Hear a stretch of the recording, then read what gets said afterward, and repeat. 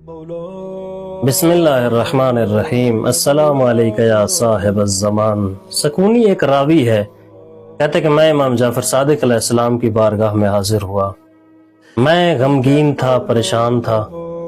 حضرت امام جعفر صادق علیہ السلام نے مجھ سے پوچھا، سکونی تم کیوں پریشان ہو اور کیوں غمگین نظر آ رہے ہو؟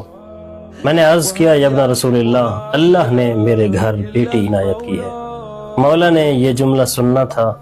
مولا نے فرمایا، سکونی تیری بیٹی کا بوجھ زمین اٹھائے گی، تو اس کا بوجھ نہیں اٹھائے گا، اس کا وزن زمین پہ ہوگا اور اس کا رزق اللہ کے ذمہ ہے۔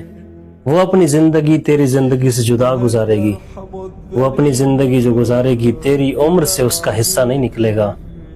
وہ رزق جو اپنا کھائے گی خدا کی طرف سے اسے عطا کیا ہوگا، وہ تیرے رزق سے نہیں کھائے گی، تو تم کیوں پریشان ہوتے ہو؟ سکونی کہتا ہے کہ مولا امام جعفر صادق علیہ السلام کے ان جملات نے میرے دل سے تمام غم اور پریشانیاں ختم کر دی اور میرے دل کو ٹھنڈا کر دیا۔ اس سے ہمیں یہ ایک پیغام ملتا ہے، کیوں ہمارے معاشرے میں بیٹیوں کے آنے پر خوشی نہیں منائی جاتی؟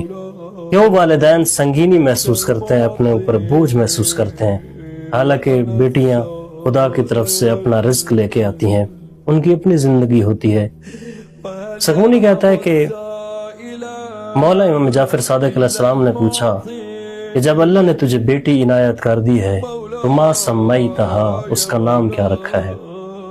سکونی عرض کرتا ہے، ابن رسول اللہ میں نے اپنی بیٹی کا نام فاطمہ رکھا ہے۔ سکونی کہتا ہے کہ مولا کا یہ جملہ سننا تھا، مولا نے یہ نام ہی سننا تھا۔ مولا نے ایک ٹھنڈا سانس لیا، اپنا ہاتھ پیشانی پہ رکھا اور مولا نے ایک جملہ ارشاد فرمایا، اذا سمیتہا فلا تسبہا ولا تلعنہا ولا تضربہا۔ امام نے فرمایا، جب بیٹی کا نام تم نے فاطمہ رکھا ہے تو اسے برا بھلا مت کہنا، اسے ملامت مت کرنا اور اسے کبھی مت مارنا، کیونکہ ایام فاطمیہ قریب ہیں۔ تو ایک جملہ عرض کرتے ہیں مولا کی بارگاہ میں، مولا یہ ایک عام مومن کی بیٹی ہے، اس کا تو صرف نام فاطمہ ہے اور آپ اتنا نصیحتیں فرما رہے ہیں تو اس کو ملامت نہ کیا جائے، اس کو مارا نہ جائے۔